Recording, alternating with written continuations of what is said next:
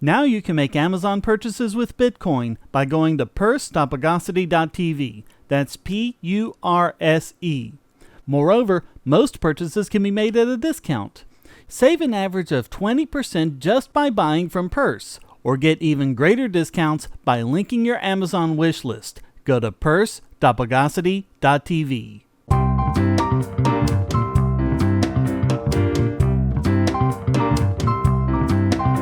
Welcome to the Bogosity podcast for the 20th of July, 2015, the podcast that's a Mary Sue crossover.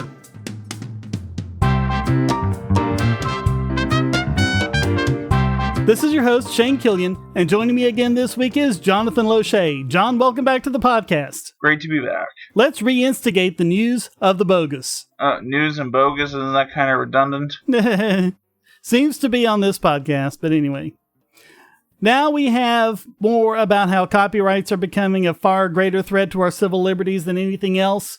Get this. The MPAA wants to stop domain name privacy. I mean, how dare people download copies? That's pretty much it. So, when you register a domain name, you give the registrar a bunch of your information, your address, phone number, things like that, and it shows up in a type of search called Who Is. And there are a number of places on the internet you can do a Who Is search, and you type in a domain, and you can find out who owns the domain and how to get in touch with them if you need to, like if you want to buy the domain for someone or something like that, you can do that. Well, if you don't want people to be able to get your personal information that easily, you can buy a privacy feature that turns all of that off. Well, now the MPAA wants the registrars to hand over that information if they go complain to the owner of a website that he's abusing copyrights and they don't get a response. And understand they want them to have to hand it over without a court order or a subpoena of any kind. So, let's say I thought I had a claim to, let's say, WarnerBrothers.com. Could I do the same thing to the CEO of Warner Brothers? Well, it would be to whoever registered the domain. Well, you know what I'm saying. But yeah, it's probably more of an issue for, the independent and small website owner. Not a corporation who's going to put corporate information up there in corporate contacts. Well, yeah, I know what you're saying. But for that matter, if someone's going to run an illegal website anyway, they're not that likely to put their real information there in the first place, so... This is just an absolute bully tactic.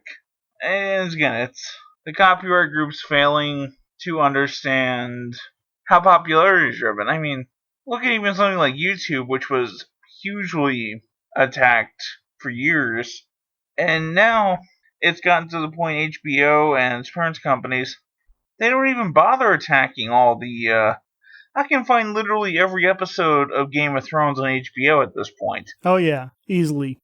They've come right out and said that piracy is actually good for their subscriptions. People pirating Game of Thrones, they say, hey, I like this show, I'm going to subscribe to HBO and see what else they have. Yeah, I mean, pretty much, actually at this point, because Comcast jacked up my bill again, I'm probably going to go with Sling TV at this point. Yeah, so the MPAA's Alex Deacon said, quote, in situations where clear and verifiable cases of abuse are found and direct communication with the customer of a privacy protection service is not possible, an effective and predictable framework to obtain contact details of the customer is required. MPAA believes it is equally important to consider the privacy interests and rights of Internet users who interact with websites, many using privacy protection services on a daily basis. Users' right to know the identity of commercial entities with whom they are transacting is a foundational principle in consumer protection law. They're just looking out for you, the consumer, don't you know? Right.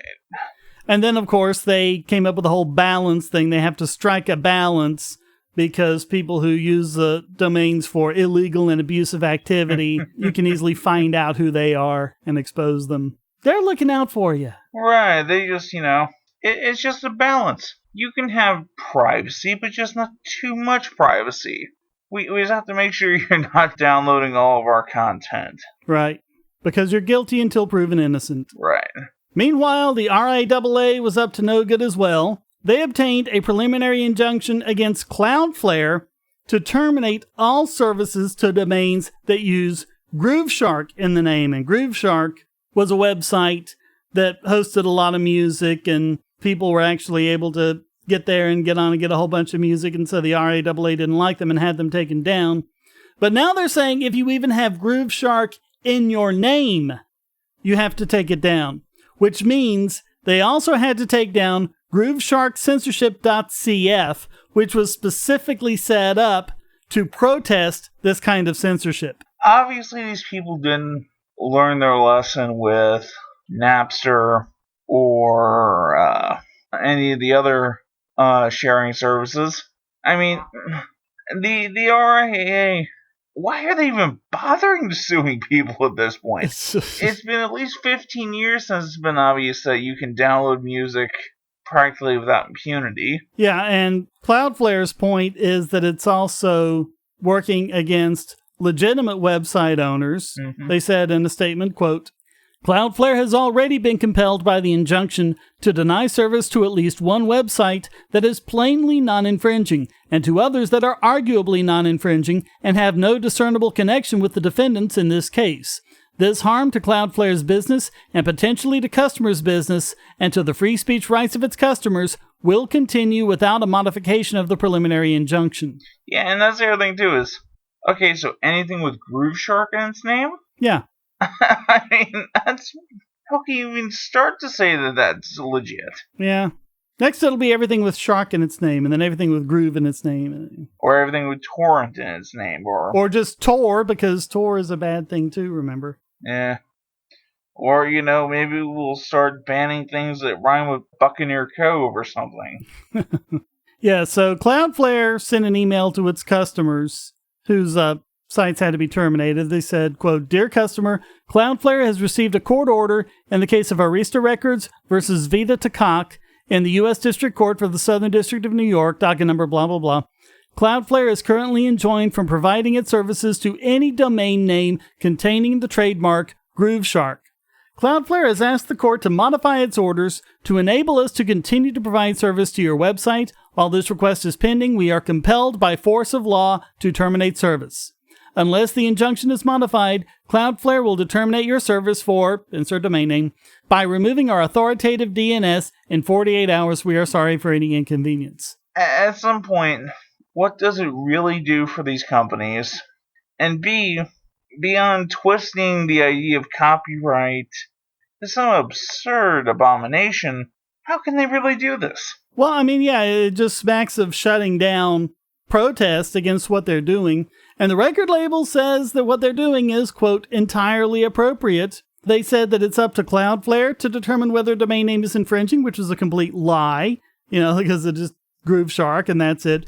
And they also said they could consult the record labels if there's any doubt. So just let us know. We'll tell you if you have to take that domain name down or not. Yeah. Again, I kind of wish Dave was here to do his mob boss impersonation. Well, that's basically what it is. Get you a little protection money.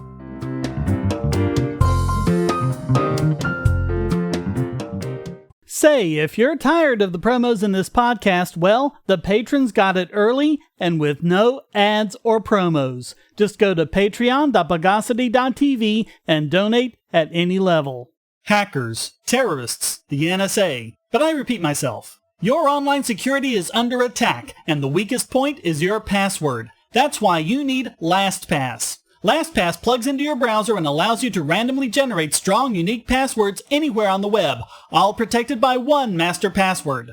LastPass sets up in minutes and gives you secure automatic logins throughout the web, synchronizing across all your browsers and all your computers, at home, at work, or on the road. It even securely stores sensitive form data, including credit card numbers, backup sensitive documents, membership info, Wi-Fi logins, and more. And with LastPass Premium, you can get these benefits on other applications and even mobile devices, and also get priority customer support. Sign up at password.bogosity.tv for a free month of LastPass Premium. Log in securely everywhere using the last password you'll ever have to remember. Go to password.bogosity.tv and get LastPass now.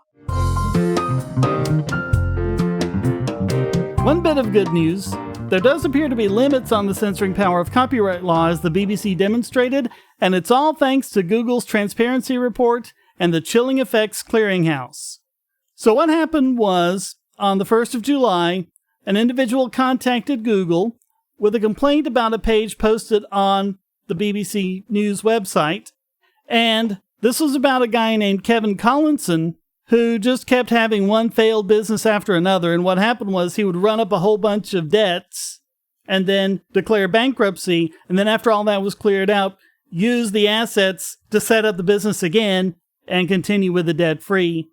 And then I think this was the third iteration that they finally jumped in on and said, no, you're not allowed to do that.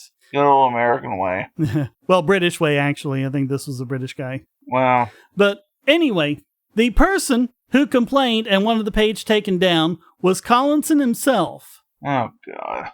And he said, quote, I am the creditor, trustee, secure party, author of the copyright name, trademark of Kevin Joseph Collinson or any derivative thereof. I do not give chillingeffects.org any permission whatsoever to use copyright materials. He spells it COPYWRIHT. I have ticked this form because of Google's forced mechanism where I could not submit a complaint without doing so.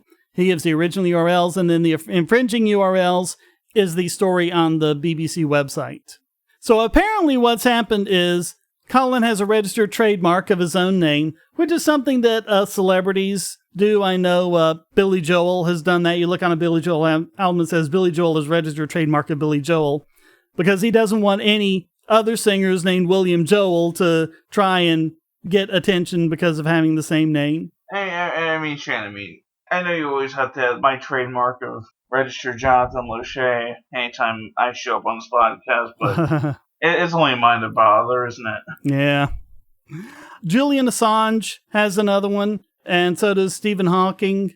And just basically, this is something that celebrities do just to keep people from making products or whatever that make it sound like that celebrity is associated with them. Well, apparently what Collinson has done is trademarked his name, Kevin Joseph Collinson, and trying to use that to say whenever someone writes a news story about him, they're infringing on his copyright.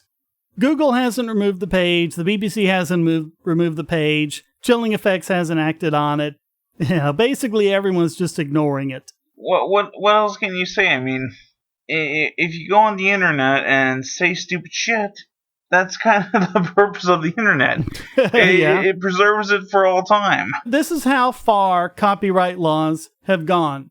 You know, the public has the right to make use of publicly available content. The more that's restricted, the more things like this are going to be attempted, and some of them, sooner or later, are going to succeed. And really, this failed because he was going after giants, like the BBC and Google, enormous organizations that generally tend not to take any crap. What about smaller outfits, though, who can't really afford to fight this kind of thing?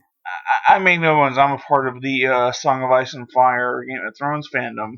One of the big things that really shook me was when the author of the books actually tried to have a website that was dedicated to being sort of a detractorism shut down just because they were pointing out the fact that, hey, you're taking 5+ years to get all the other books out. You shouldn't be mad when the TV show beats you. Yeah. You're listening to the Bogosity podcast. Hi, I'm Dave. You may recognize me from previous Bogosity episodes. However, I'm not here to talk about that. I'm also part of a podcast, the Superplex Brothers podcast. Head on over to superplexbros.com. You can check out the podcast for video games and pro wrestling. We also have news, reviews, and editorials and all kinds of stuff just to talk about video games and pro wrestling and everything else that comes in between. So if you're into that, why don't you come check us out? If you're on the Wi-Fi in a coffee shop or hotel, anyone on that network can get your traffic. Do you really trust all of those strangers? For that matter, do you really trust your ISP? A VPN can protect you from prying eyes, disguise your location, and even foil government censors. It's essential in this day and age, so go to vpn.bogosity.tv and you'll be taken to BoxPN. Starting at just $2.99 a month, you can get unlimited high-speed connections to VPN servers all over the world, and they don't log connections, so your privacy is assured. Traveling abroad, just VPN home, and don't worry about what those other governments are doing. Back at home, stop your ISP from traffic shaping and messing with the quality internet access you're paying good money for. You can connect from multiple machines at once, including your smartphone or tablet, and it supports all the secure standards, including OpenVPN and SSTP. Bypass censors and surveillance with your own secure VPN connection. Go to vpn.bogosity.tv. Bogosity.tv and all of its services are hosted at GoDaddy. I've been very satisfied with GoDaddy's services and their wonderful 24/7 customer support for over 10 years now. So I'm happy to be able to give you this special offer. Just sign up for any new domain, web hosting, email, or other service and get 35% off with the code WOWNOBOGON. That's WOWNOBOGON. Because there's nothing bogus about these savings on quality internet hosting. Just go to GoDaddy.com and use the code WOWNOBOGON.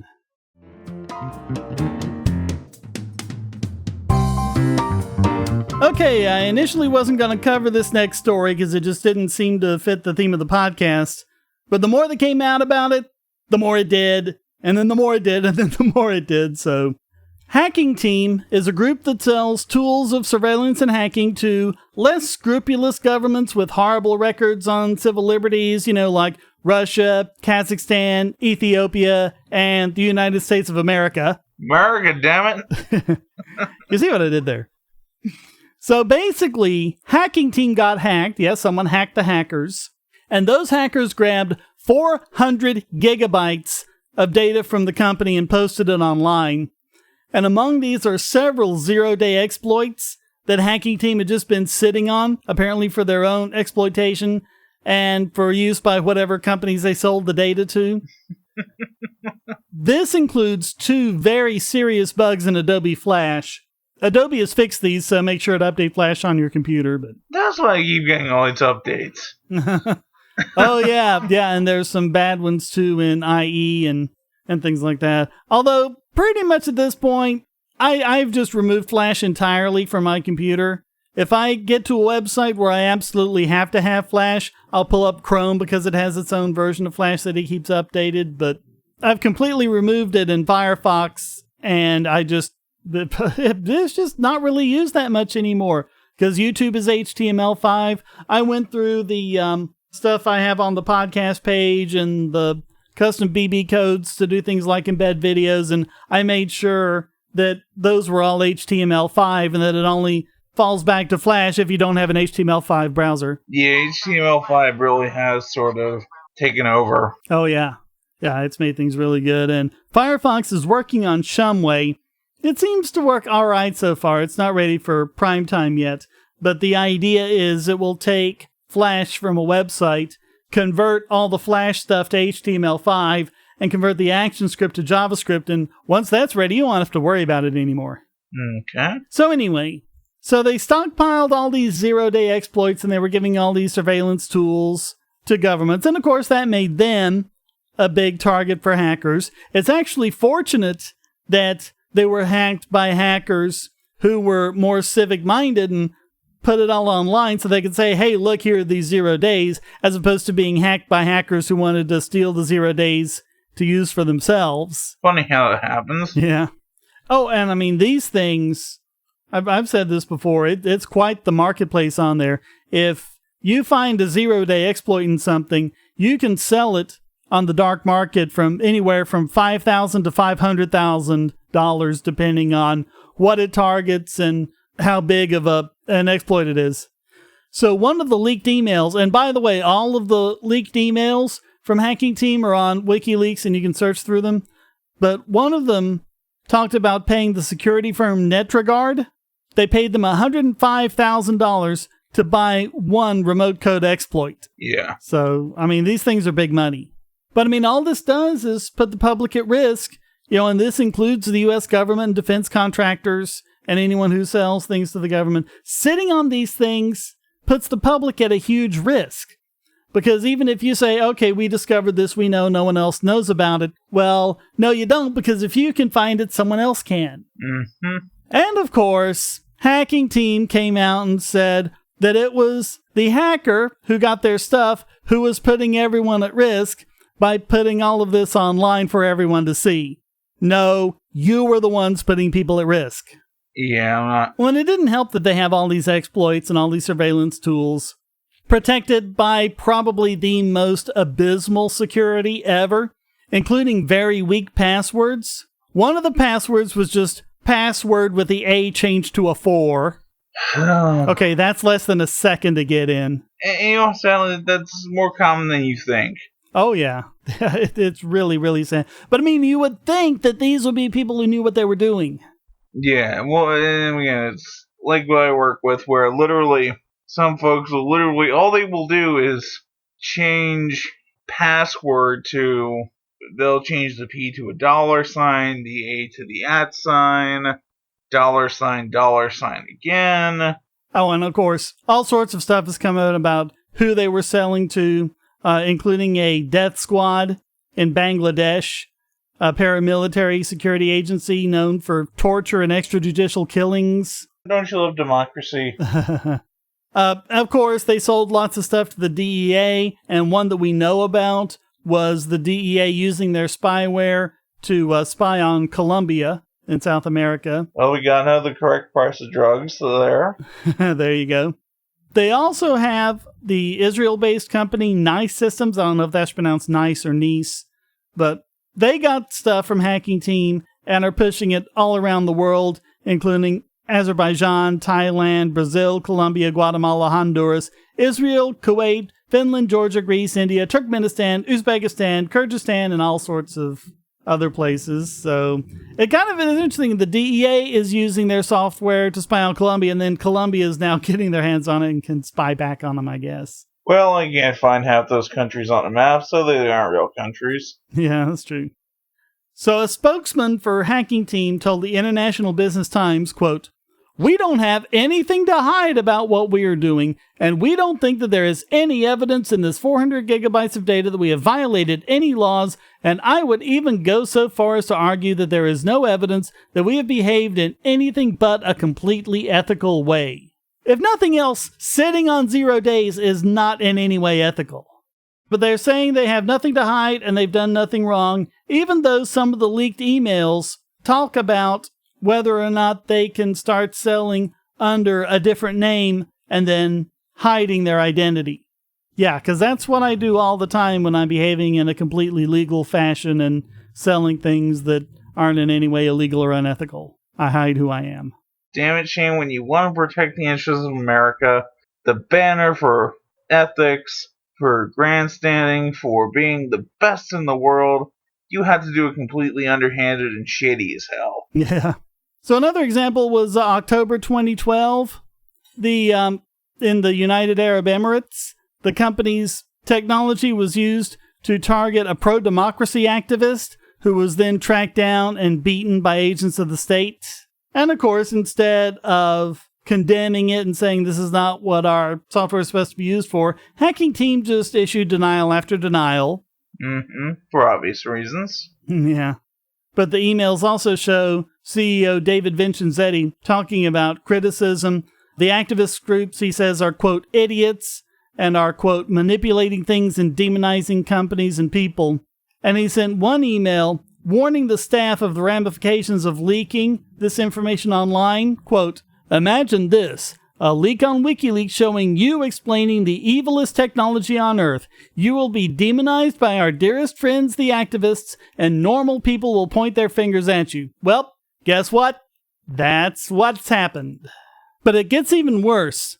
Christopher Sagoyan, who is the principal technologist for the ACLU, had Hacking Team employee Daniel Milan actually threatening his assassination on Twitter. It's in Italian, but it looks like the translation is, quote, "I'm very tempted to respond, but we would only unleash a flame war. I think it's self-evident what an imbecile Sagoyan is. If I can gather up enough Bitcoin, I will use a service from the darknet and eliminate him. An asshole of this caliber doesn't deserve to continue to consume oxygen." Now, of course, the press is calling that a joke, and maybe it was, but, I mean, haven't we seen a lot more veiled and vague and non-thready things considered as threats by everyone from social justice warriors to, whoever? And of course, Hacking Team has never been that wild about Bitcoin in the first place. They've come out publicly saying that Bitcoin allows pedophiles hide from the authorities. And they said, quote, "This has to be stopped by all means necessary." And Segoyan shot back with, quote, "Is the Ethiopian government using your malware to go after child porn or journalists?" And overall, Segoyan said he feels pretty good about all of this happening. Quote, "This cheered me up. If they are making jokes like this, it means I am doing the right thing."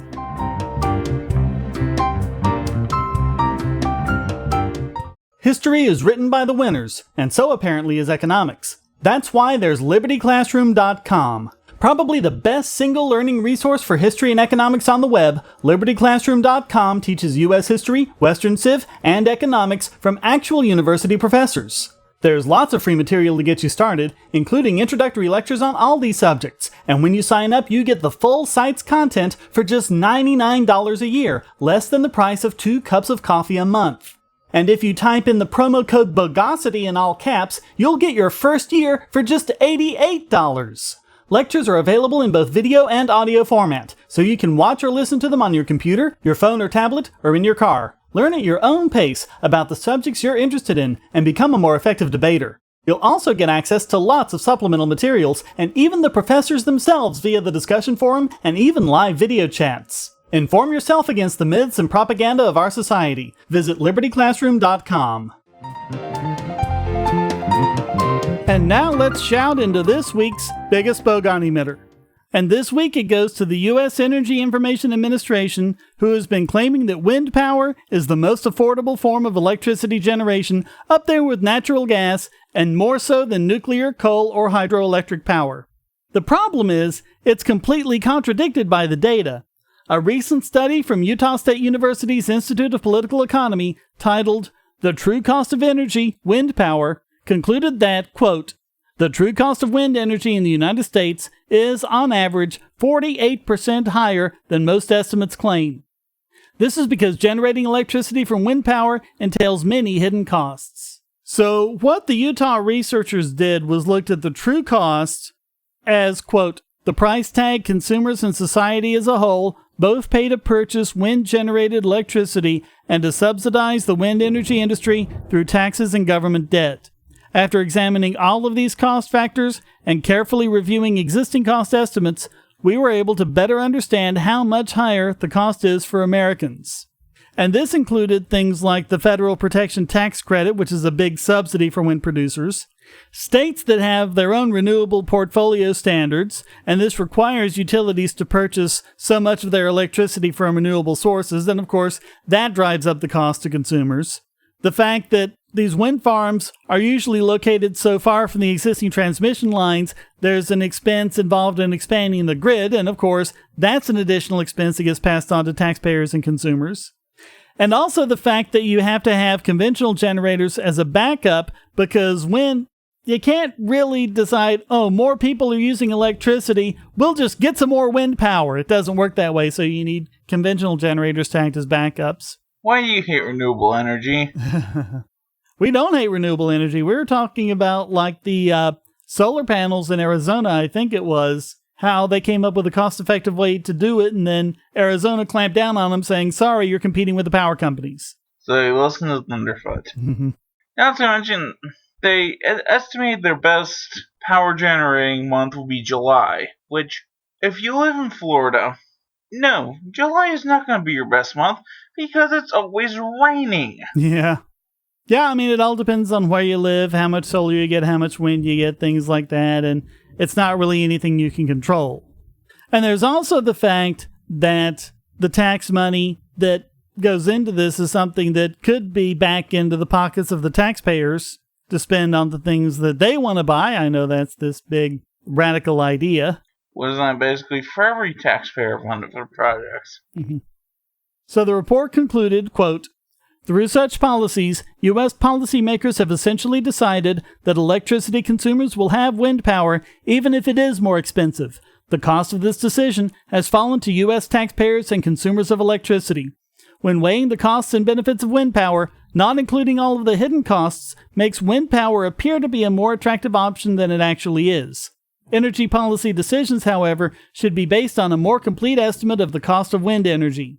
And it's funny about that because these energy issues tend to be kind of a left-wing thing. Yeah. And honestly, anti-nuclear has been a thing for left-wing Americans for years, but... Yeah, I'm sorry. If you're against nuclear power, I don't want to hear a word you have to say about global warming. Sorry, no. Yeah. No. But not just that, but in terms of environmentalism, the major nuclear power plants in Florida, because they require such massive cooling streams and all that, are good for the environment. As a matter of fact, the American crocodile would literally be extinct in the United States without the Turkey Creek power plant, and the northern population of the Florida panther would be extinct without the James Point Creek power plant, because of all the wilderness there. But even that doesn't consider the whole costs. For the first time, there's been a report, and this is from the Australian government, about potential adverse health effects of people who live near wind turbines. And apparently there's been a significant amount of reports of dizziness, nausea, migraines, high blood pressure. Oh, damn it, Shane, it's nature! How can nature cause illness? High blood pressure, tinnitus, chronic sleep deprivation, and depression. And all of this is associated with nearby wind turbines. And what they're thinking is that it's the low-frequency noise that we know can actually cause some adverse effects that can result in sleep disruption. And a lot of these can be a result of not getting enough sleep. So what they're saying is they need to examine this issue and set the proper noise standards for these. Now, they do say that there is a lack of detailed, reliable data, and that it, quote, does not allow for a proper scientific conclusion to be drawn. The committee is struck by the considerable gaps in understanding about the impact of wind turbines on human health, and of course they're calling for more research to be done.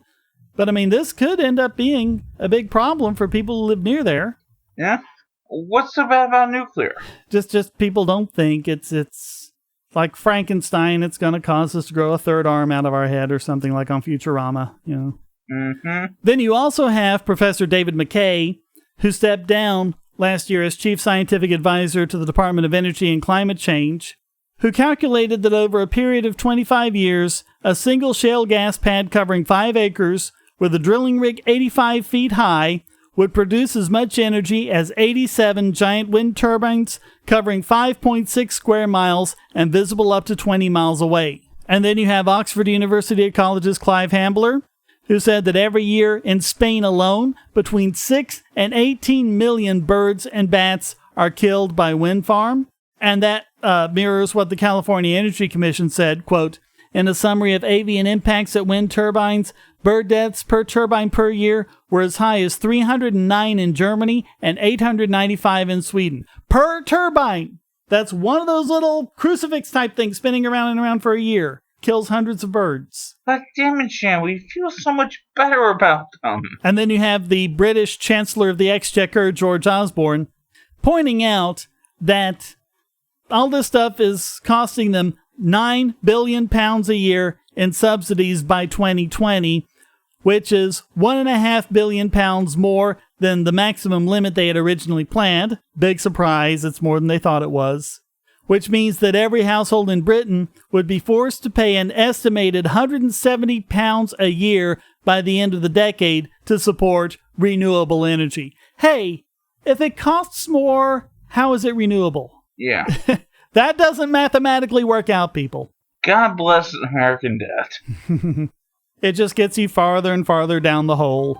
So all of that makes the U.S. Energy Information Administration this week's biggest bogon emitter.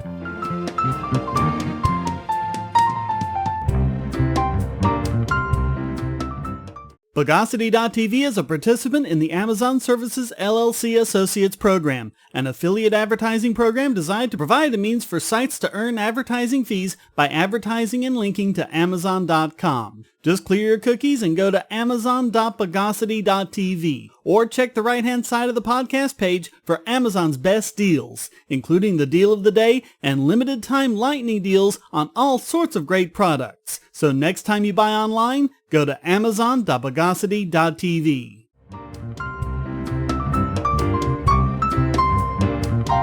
And now it's time to pat down this week's Idiot Extraordinaire! And for the fourth time, it goes to the TSA. This time for their idiotic checklist to try and determine who's a terrorist. I'm gonna guess you're a libertarian on your voter registration card. Not quite, but we'll talk about it. It's actually called the Spot Referral Report. It's been pretty much a joke since it was introduced in 2007. There's basically no science supporting it. Mm-hmm. So, no. So I'm gonna guess again. You're brown-skinned, and you might have been born in the Middle East. Not quite. We'll get there, though. So in 2013, the Government Accountability Office found there was no evidence to back up the fact that these behavior indicators, quote, can be used to identify persons who may pose a risk to aviation security. The human ability to accurately identify deceptive behavior based on behavioral indicators is the same as or slightly better than chance. And the Inspector General of the Department of Homeland Security found out in 2013 that the TSA had failed to do any evaluation of the SPOT program and therefore, quote, cannot ensure that passengers at United States airports are screened objectively, show that the program is cost-effective, or reasonably justify the program's expansion. But of course, that hasn't stopped the TSA from deploying thousands of behavior detection officers and spending more than $900 million since 2007. Oh, God. But thanks to a Freedom of Information Act request from the ACLU, we now know what these are, so let's go through it. So we have the first section, well, the second section actually, observation and behavioral analysis. If you have 0 to 3 points from this section, you're allowed to proceed. 4 to 5 points, you're referred to screening. And 6 or more, you're referred to screening and you notify the officer. All right, so you get 1 point each for arriving late for your flight, avoiding eye contact with security personnel, exaggerated yawning, because why on earth would anyone who's traveling around the country from airport to airport be yawning? Excessive fidgeting, clock watching, head turning, shuffling your feet, legs shaking. Excessive perspiration, inconsistent with the environment.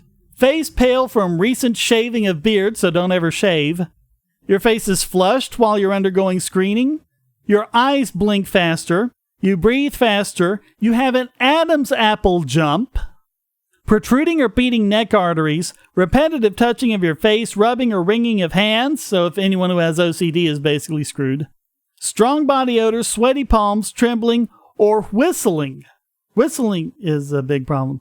You get 2 points each if your bag appears to be too heavy. If there are bulges in your clothing. Okay, bulges I can understand. A cold, penetrating stare. Constantly looking at other travelers or associates. Basically, anyone with autism is screwed. Exaggerated emotions or inappropriate behaviors. Basically, anyone annoyed with government bullshit is screwed. Well, that's true, too. Anyone who's just been traveling around a lot, because they also say exaggerated, repetitive grooming gestures. Hesitation or indecision on entering the checkpoint. Individuals who are seemingly unrelated but dress alike or have identical luggage. Powerful grip of a bag and or hand inside the bag. A rigid posture. Minimal body movements with arms close to sides. So don't fidget, but don't stand still with your arms close to your sides. Scanning the area, appearing to looking for security personnel or Leo. Okay, so you can't look at the TSA agents, you can't look away from the TSA agents, and you can't look around the area. Shows unusual interest in security officers and their work routine. Displays arrogance and verbally expresses contempt for the screening process. There you go. I mean, no, that's just dumb, because if you're a terrorist, you want people to feel safe. You want to talk up the screening process. Hey, this is great. They're keeping us safe as you sneak 95% of your weapons and half of your bombs through. You want them to feel safe because it's just that much more terror when you blow them up. Wearing improper attire for the location, because heaven forbid you should go ahead and dress for where you're going. And widely open staring eyes. And then 3 points each if you appear to be confused or disoriented, because airports are so easy to find their way around. Appears to be in disguise. Asking security-related questions. Not responding to authoritative commands. Maintaining covert ties with others, including consistent eye contact and hand gestures.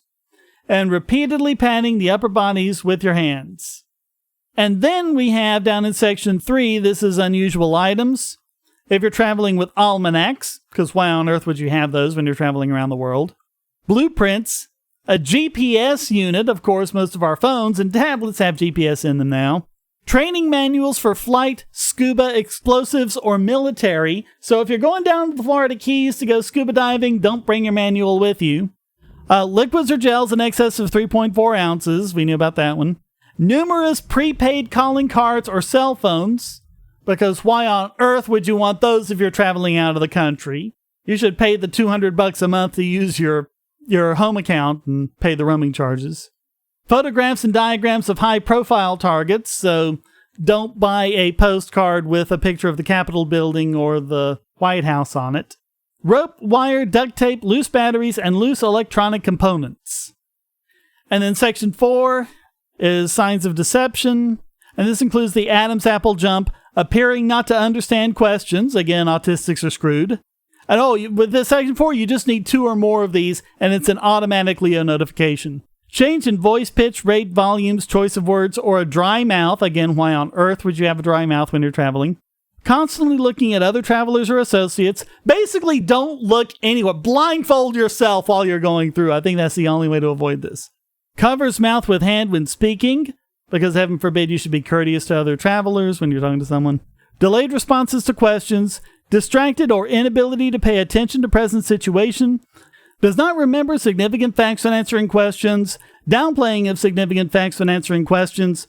Evasive or vague responses. Exaggerated yawning. And again, excessive complaints about the screening process. Excessive perspiration, excessive throat clearing, face becomes flushed, fast eye blink, gazing down, so you can't look down either. Basically, there's no direction you can look.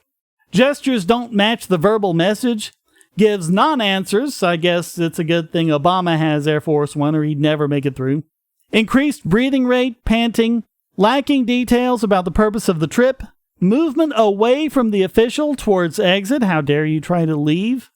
You would think if a terrorist were leaving, it wouldn't be a problem. Leaving is kind of what you want them to do, isn't it? No or little direct eye contact. Again, autistics are screwed. Overly specific with answers that would appear to indicate the information is memorized. How dare you have a good memory? Oh, and if you remember, not remembering things was bad too. Placing objects between self and official. Repeating back questions instead of answers. Again, Obama needs to keep Air Force One because he'd never make it through. Scans area appearing to look for security personnel or Leo. Trembling of voice or body. Unfamiliar with passport ID or ticket data because those things are so easy to read and make out. Oh, God, when Heather and I went to our honeymoon, it took us like 5 minutes to figure out which gate we were supposed to go to. They've gotten really confusing. Well-rehearsed answers that may not respond to questions or that may appear to be memorized. And whistling during the screening process. So don't ever whistle while you work, I guess. At least if you're going on a business trip. And of course, absolutely none of that has anything to do with the behaviors that a terrorist would actually do. In fact, a terrorist is going to be more on the ball and try to avoid doing all those things and do everything he can to appear just like a normal, regular passenger. So no, it doesn't keep us safe. But then, it's never really been about that, has it? So all of that keeps the TSA on top as this week's Idiot Extraordinaire.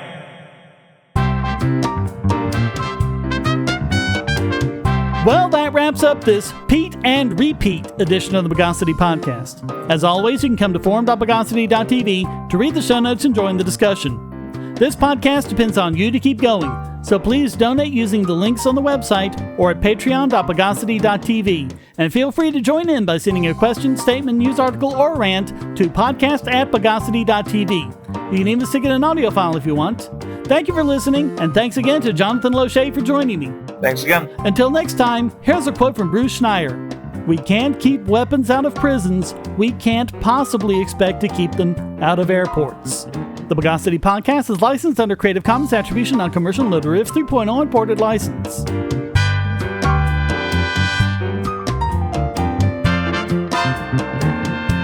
Bogosity.